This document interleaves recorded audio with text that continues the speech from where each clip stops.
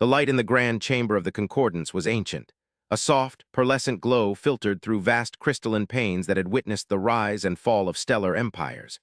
It illuminated motes of dust that were themselves the ashes of forgotten suns, each one a silent testament to the immeasurable gulfs of time over which this council had presided.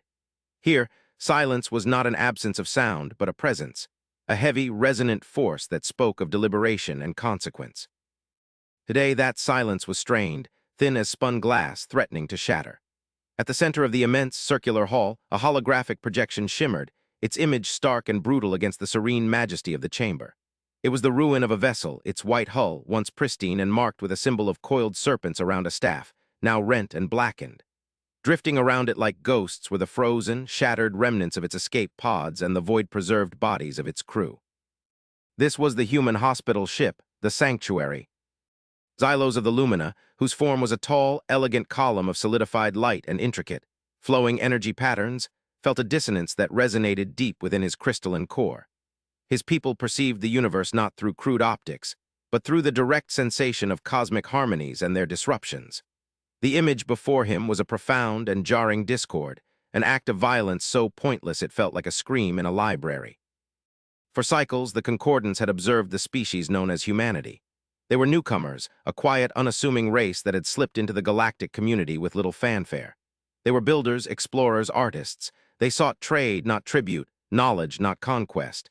In the grand, often brutal tapestry of the galaxy, they were a thread of muted, peaceful color. And now this. The Cathar hegemony claims responsibility. A voice, dry and rasping like stone grinding on stone, echoed in the chamber. It belonged to Vorlag, the Vexian delegate. His insectoid form was all sharp angles and chittering mandibles, his multifaceted eyes reflecting the holographic wreckage 1,000 times over. The Vex were pragmatists, survivors of a harsh homeworld who saw the galaxy as a series of equations to be solved for maximum advantage. They cite the vessel's proximity to their ancestral void lanes as a provocation. A test of metal, they call it. A test, Xylos pulsed his internal light, a gesture of deep sorrow and disbelief. They destroyed a vessel of healers. Its energy signature was public record, its purpose declared to all stellar bodies. It carried no weapons. Its mission was the preservation of life, any life. To attack it is not a test of metal. It is an act of galactic barbarism. It is a violation of the first principle, the one accord even the most belligerent empires have honored since the dawn of this council. The first principle was simple. Those who tended to the sick and the wounded were sacrosanct, outside the calculus of war. To fire upon a healer was to fire upon the concept of mercy itself. Vorlag's mandibles clicked, a sound of cynical amusement. Principles are luxuries, Lumina. The Cathar are a young, aggressive power. They see strength only in the capacity for destruction. They saw the human's vessel, undefended and devoted to a soft purpose, and deemed it weak. In their logic, to be weak is to invite culling. It is the way of things. The humans should have known better than to display such a target. A low hum emanated from the delegate of the Cygnian ascendancy, a being of pure gas held in a shimmering containment field. The humans have been silent, utterly silent. No diplomatic outcry, no pleas for intervention, no threats of retaliation.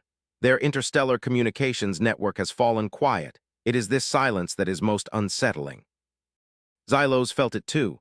The expected response, rage, grief, a demand for justice, had not come. The humans in their short time on the galactic stage had always been communicative, almost to a fault. Their networks chattered with art, science, philosophy, and endless intricate dialogues.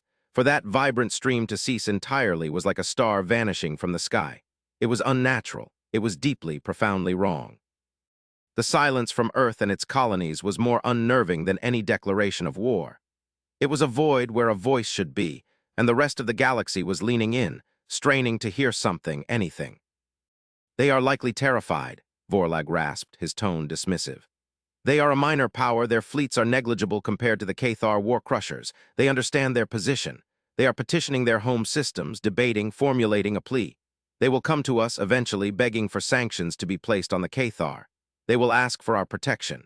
And we will deliberate, and the Cathar will continue to expand, and the humans will learn.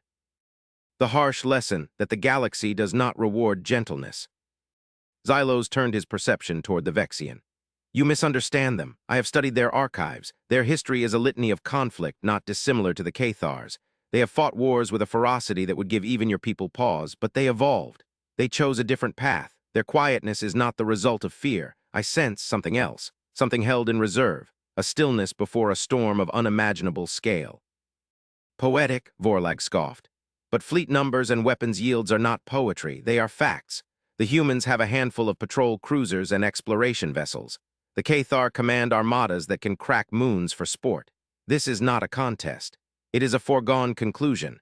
The only question is how much the humans will abase themselves to avoid further bloodshed. Debate continued for what felt like an eternity, the delegates of the Concordance's elder races offering their perspectives. The consensus was grim. The Cathar were a problem, a rising tide of militarism that threatened to disrupt a long and stable peace. But they were powerful, and a direct confrontation was something no one wanted.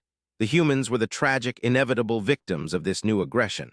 A sacrifice, perhaps, that would galvanize the Concordance to action, but a sacrifice nonetheless.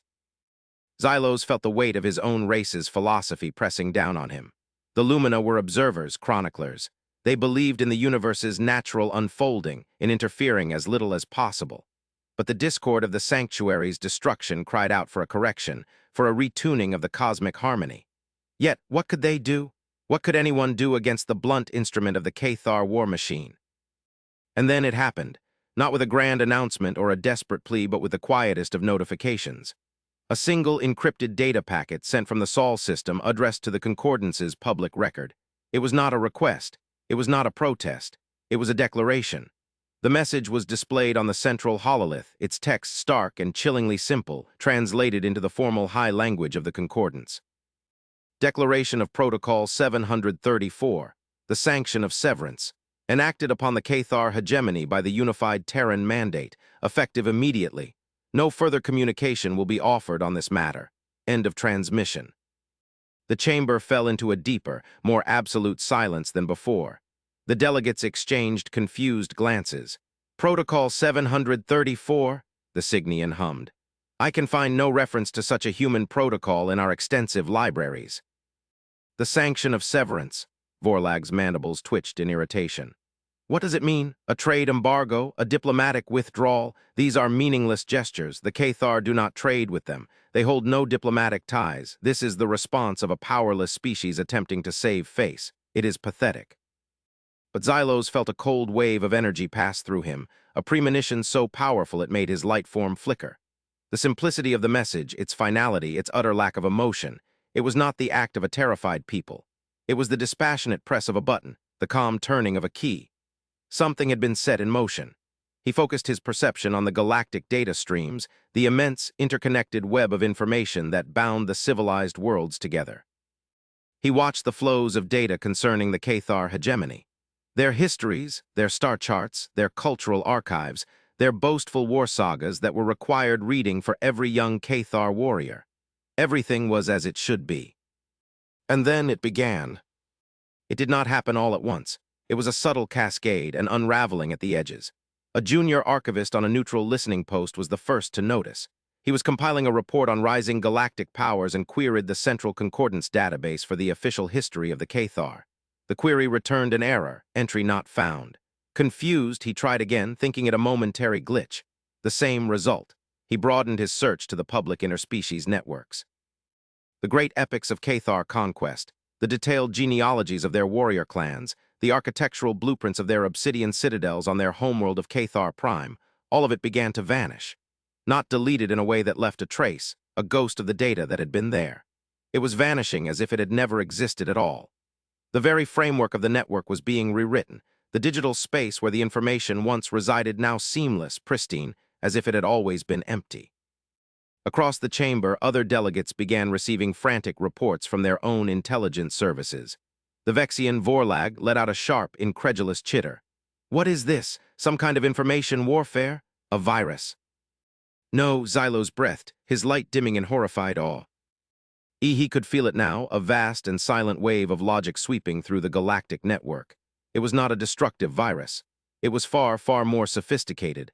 It was a targeted surgical erasure. It was an act of decreation. They are not destroying the Cathar's data. They are unwriting it. They are excising them from reality. The full scale of the human response began to dawn on the assembled powers. Within the span of a single rotation, Every mention of the Cathar hegemony in every public and shared database across the galaxy was gone. Their cultural exchanges with other races, their trade histories, their diplomatic records, all vanished. Star charts that had once shown their territory now depicted those sectors as unexplored void. The Concordance's own historical records, meticulously kept for millennia, were being actively rewritten by this silent, implacable human protocol. Alarms shrieked in the data centers of a dozen empires as their most secure systems were effortlessly bypassed, not to steal information, not to cause damage, but simply to remove every trace of a single civilization. The chamber watched on a secondary hololith as a live feed was patched through from a Cathar border system. A Cathar warcrusher, a vessel of terrifying power, was attempting to dock at a neutral trade station. The station's automated systems, which interfaced with the Galactic Registry for identification, refused its docking request. The Cathar captain, bellowing with rage, demanded to know why. The station's reply was calm, automated, and devastating. Unidentified vessel, you are not in the registry. State your origin and species identification for entry into the Galactic Concordance. The Cathar captain, confused and enraged, broadcast his ship's identity, his clan's lineage, his species' proud name. The station's reply was the same. Your identification does not correlate with any known species. You are an anomaly. Please depart this sector or you will be fired upon as an unregistered and potentially hostile entity. The Warcrusher, a vessel that had terrorized entire quadrants, was now officially a ghost, a non-entity. The humans had not destroyed a single Cathar ship. They had not harmed a single Cathar soldier. They had done something infinitely more cruel and profound. The Cathar were a species built entirely on legacy, on the glory of their ancestors, on the sagas sung of their great deeds. Their identity was their history. Without it, they were nothing. The humans had understood this. And they had surgically, cleanly, and completely excised their very soul from the fabric of the galaxy. They had answered the destruction of a hospital ship with the complete and total obliteration of a people's meaning. Vorlag was silent, his multifaceted eyes fixed on the feed. The pragmatic calculus of fleets and weapons seemed like a child's game in the face of this. This was a weapon beyond his comprehension. It was a weapon of philosophy. Xylos felt a tremor run through his being, a feeling that was half terror and half a deep, abiding respect. He had been right. This was not the silence of fear. It was the silence of profound, focused, and terrible purpose. The humans had not come to the Concordance to beg for justice. They had simply delivered it, in a form so absolute it would echo through eternity, or rather, it would be marked only by an unnerving, inexplicable absence where a civilization used to be. The message was clear. There are some lines that must never be crossed, and for those who cross them, the punishment is not death, but to be rendered utterly, irrevocably forgotten. The arrival of the human vessel was as understated and profound as their silent declaration. It was a small diplomatic courier, sleek and dark, devoid of any ostentatious markings or displays of power. It moved with a quiet grace that belied the technological perfection of its engines, coming to a rest in the docking bay reserved for Concordance delegates without so much as a whisper. When its representatives stepped forth, the assembled dignitaries, including Xylos and a now profoundly humbled Vorlag, were waiting. They had expected, perhaps, a stern military figure, a vengeful politician, or a grieving diplomat. They were not prepared for Ambassador Eva Rostova. She was a woman of middling years, her dark hair streaked with gray at the temples, her face etched with lines that spoke not of hardship but of deep and continuous thought.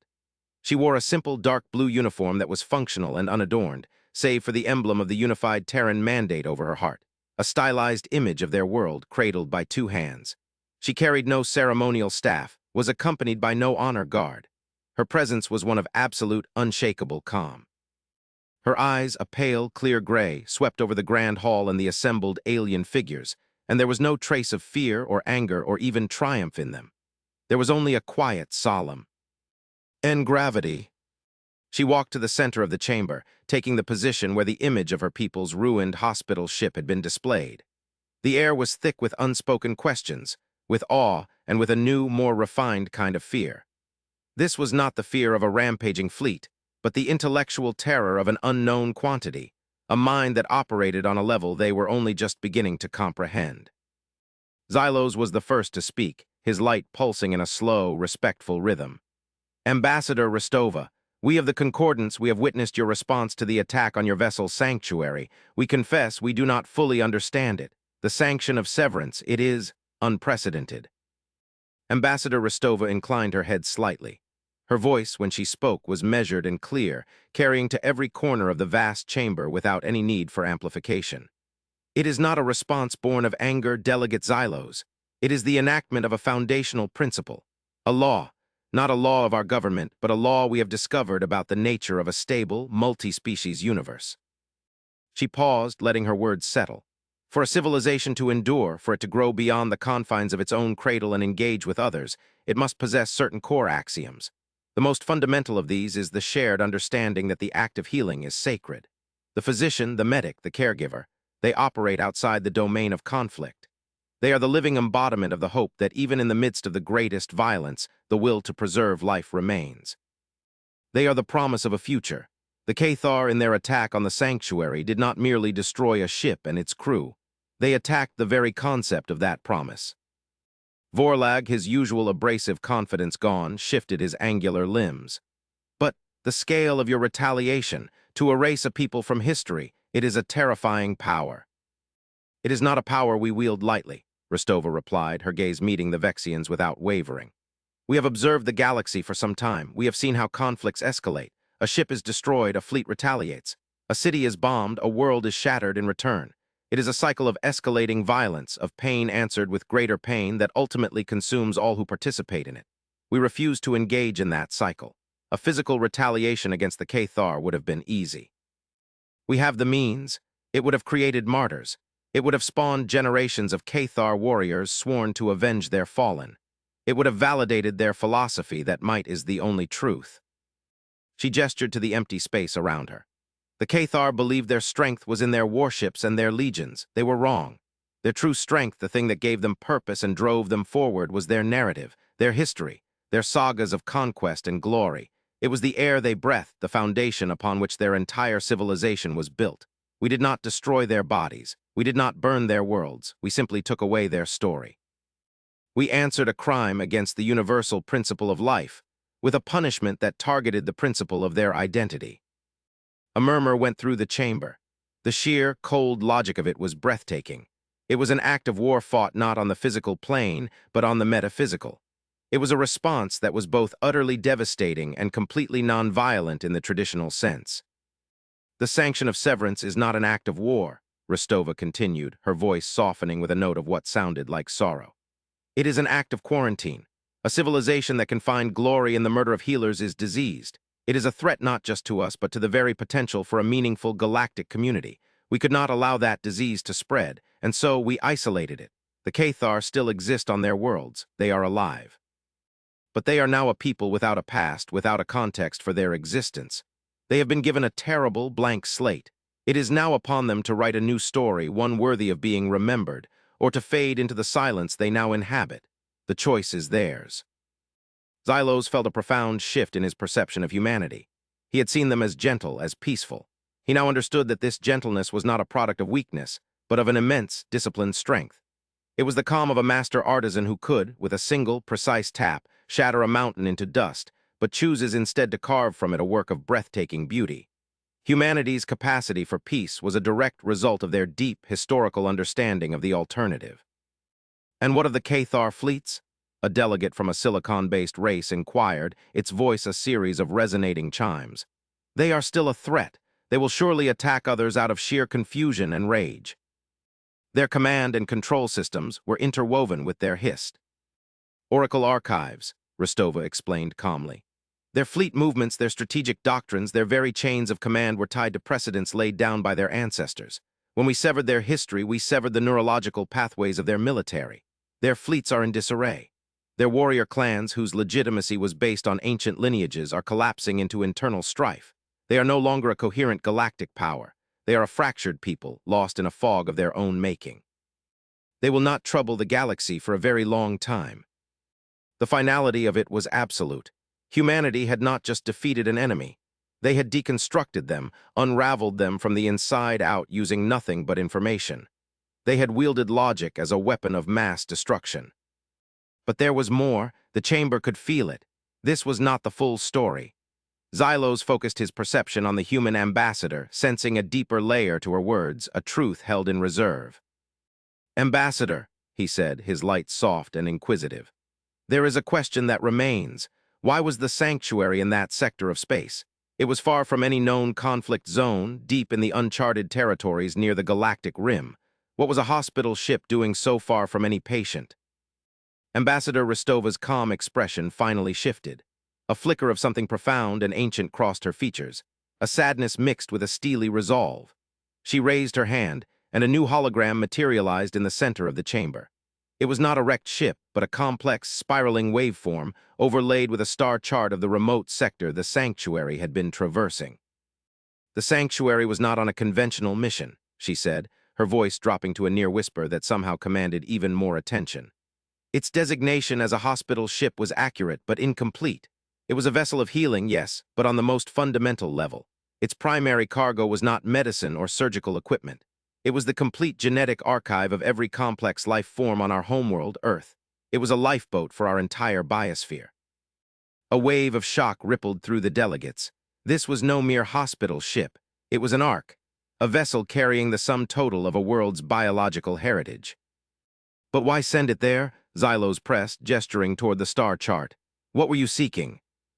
We were not seeking anything, Rostova corrected him gently. We were answering. For over a century, since our first primitive radio telescopes, we have been aware of a signal. Faint, intermittent, buried deep in the cosmic background radiation. It was not a message in a language we could understand. It was more fundamental than that. It was a set of coordinates, a mathematical prime, and a repeating resonance pattern that matched the precise frequency of molecular hydrogen in a state of rest. It was a beacon, a signpost that said, "Life is here." The hologram shifted, zooming in on the destination coordinates. It was a region of space that appeared empty on all standard scans. But when the human data was applied, when they filtered for the specific resonance pattern, a colossal structure resolved itself from the darkness. It was a shadow against the void, a thing of impossible scale, a ringed megastructure that dwarfed the local stars, its surface dark and cold.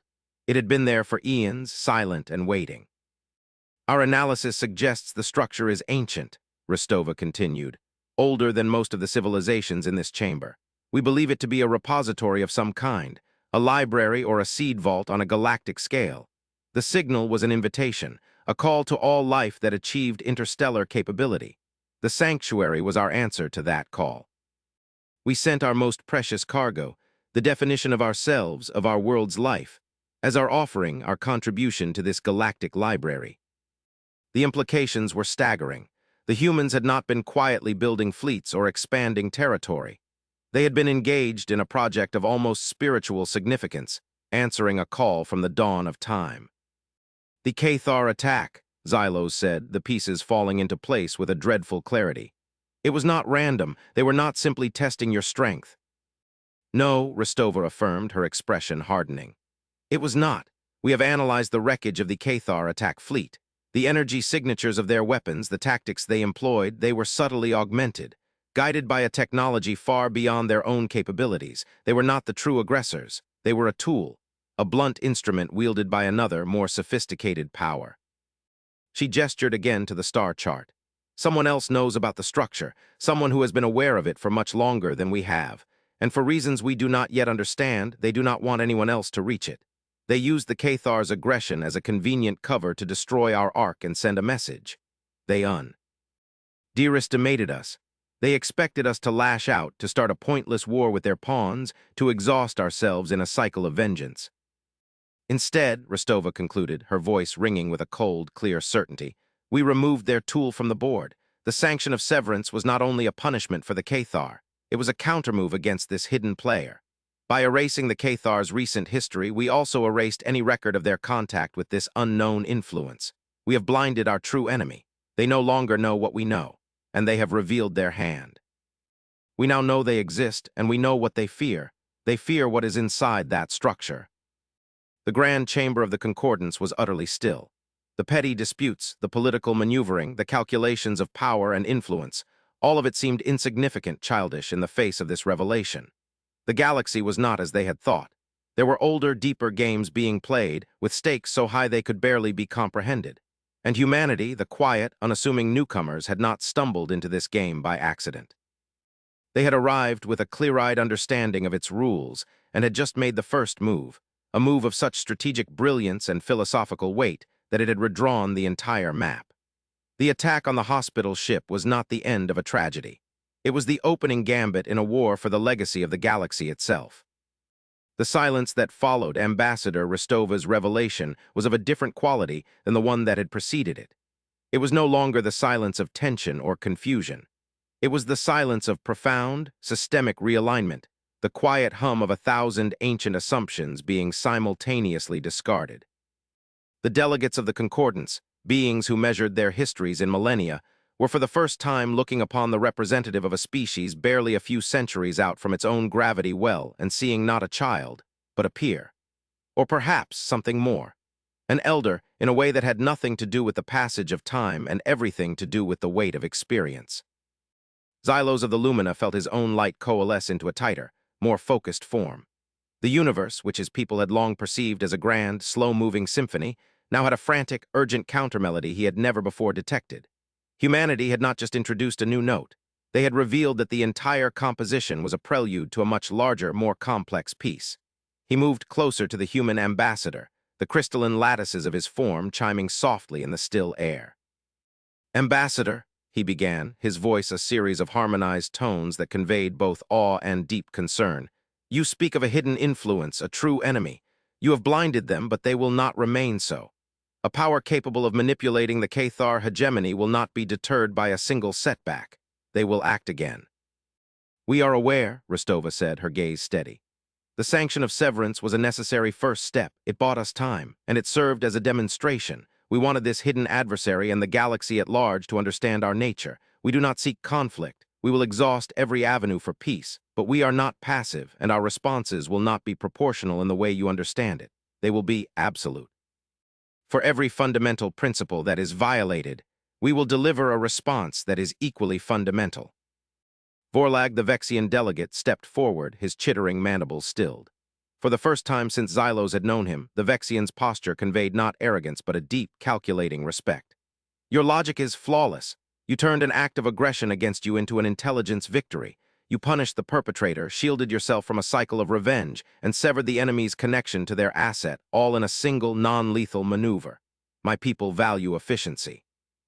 What you have done is the most efficient act of strategic warfare I have ever witnessed." "It was not about efficiency," Rostova corrected him, though her tone was not admonishing. "It was about necessity. The sanctuary was not our only vessel of its kind. When it was destroyed, its sister ship, the Legacy, was activated. It carries a duplicate of the archives. It is already en route to the destination coordinates under heavy escort. But the journey is long. This enemy will undoubtedly try to intercept it." Here it was, the nexus of the new reality. The humans were not just informing the concordance of a past event. They were outlining a future conflict that would inevitably draw everyone in the chamber into its orbit. The threat was not just to humanity's mission, but to the very idea of discovering a shared galactic heritage. Whoever this enemy was, they championed ignorance and isolation. They feared unity and knowledge. The Cygnian Ascendancy's gaseous form swirled, its low hum rising in pitch. "You are asking for our assistance." "No," Ambassador Rostova replied, and the simple, direct word stunned the chamber once more. "We are not asking for anything. We are providing you with a choice. The human race will see this mission through. We will reach that structure. We will uncover the knowledge that has been so carefully hidden. We will do this alone if we must." But the signal was not directed only at us. It was a call to all intelligent life. This is not merely our heritage to claim. It is potentially the shared birthright of every species that has ever looked up at the stars and wondered. The enemy that stands in the way is therefore not just our enemy. It is the enemy of discovery, the enemy of truth. It is your enemy, too, whether you choose to acknowledge it or not. She looked from face to face, her calm, gray eyes seeming to pierce through the exotic biologies to the core of the beings before her. "We offer you the choice to stand with us, not behind us or in front of us, but with us, to share in the risk and to share in whatever discovery awaits.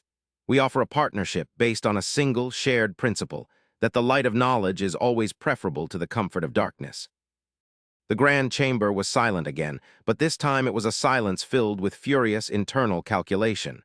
Rostova had laid out the stakes with perfect, unadorned clarity. This was not a plea for help. It was a statement of fact, an invitation to participate in the shaping of the future. To refuse was to cede the future to an unknown, malevolent power. To accept was to enter into an alliance with this terrifyingly logical, deeply ethical, and profoundly powerful young race, and to face a war against an enemy they could not yet see. Xylos felt the harmonies of his own people's history, their long eons of passive observation and careful non-interference. He saw that philosophy for what it was, a beautiful, elegant stance that was utterly insufficient for the present reality. To observe now would be to watch a new dark age descend upon the galaxy. The music had changed, and they had to learn the new song or be lost to the dissonance. He solidified his light, the internal patterns of his form swirling into a resolute, unwavering column. He turned to face the other delegates, his voice ringing with a clarity that had been absent from the Concordance's deliberations for centuries. For eons, this concordance has dedicated itself to maintaining balance. We have mediated disputes, contained wars, and preserved a fragile peace. But we have done so by managing the present, by reacting to the conflicts of the day. We have become curators of a static reality. The humans have shown us that the universe is not static. There are forces at work that predate us all and a future that is not guaranteed. They have offered us not a military alliance, but a moral one. A commitment to a shared purpose that transcends borders and species. He turned back to Ambassador Rostova. The Lumina will stand with you. Our knowledge of cosmic cartography and energy harmonics is yours. We will help guide the legacy through the dark spaces where our enemy hides. We choose the light of knowledge. One by one, others followed. The Cygnian Ascendancy, who valued the flow of information above all else, pledged their sensor networks capable of perceiving the faintest whispers across the void. Even Vorlag, after a long, tense moment of silence, gave a sharp click of his mandibles. The Vex value survival. An enemy that operates from the shadows, that fears knowledge, is an existential threat to all. It is illogical to allow such a power to persist. The Vexian fleets will help secure the route. It is the most pragmatic course of action. An alliance was being forged in that chamber, not of convenience or of fear, but of a sudden, shocking clarity of purpose. Humanity had come to them not as a victim, but as a catalyst. They had taken a brutal, senseless act of violence and transformed it into the fulcrum upon which the future of the galaxy would turn. As the delegates began the complex work of coordinating their resources, a new epic of galactic history beginning around her, Ambassador Rostova stood quietly with Xylos, watching the star chart of the legacy's long journey. "Your people have a saying, I believe," Xylos said, his light pulsing with a gentle, inquisitive rhythm. "An eye for an eye." "We do," Rostova acknowledged. "It is a principle from a more primitive time. It is often misinterpreted as a call for vengeance. Its true meaning is a call for limitation, that a punishment should not exceed the crime. An eye for an eye, not a life for an eye. We have evolved that principle. A crime against a principle must be met with a consequence to that principle." "You did not take the Cathar's eye," Xylos reflected. "You took their ability to see themselves, to know what they were. It is a far more profound act." "We hope it is the last time such an act is necessary," Rostova said, a deep and genuine weariness touching her voice for the first time. "We did not create the sanction of severance with pride.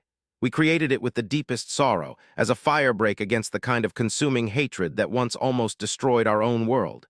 It is a weapon we pray we will never have to use again." Xylos looked at this human, at the quiet strength in her posture, at the ancient sadness in her eyes. He finally understood the core of their nature. They were not peaceful because they lacked the capacity for violence. They were peaceful because they had intimately, historically, and personally stared into the abyss of their own capacity for violence and had made a conscious, collective choice to turn away from it. Their calmness was not a disposition, it was a discipline. A discipline forged in fires that the rest of the galaxy had never known. His perception turned once more to the star chart, to the cold, dark megastructure waiting at the edge of the galaxy. The legacy was a tiny spark of light moving toward an immense darkness, but it was not alone anymore. A convoy of light, a fleet of purpose drawn from a dozen different worlds, was beginning to form around it. The journey would be perilous. The hidden enemy was ancient, powerful, and utterly unknown. But for the first time in millennia, the galaxy was not merely reacting to history. It was marching together, with a quiet, determined species leading the way, to actively write the next chapter. And as Xylos watched the human ambassador coordinate this new, grand alliance with the calm proficiency of someone who had long prepared for this very moment, he knew, with a certainty that resonated through every particle of his being, that the future was in very capable, very steady hands.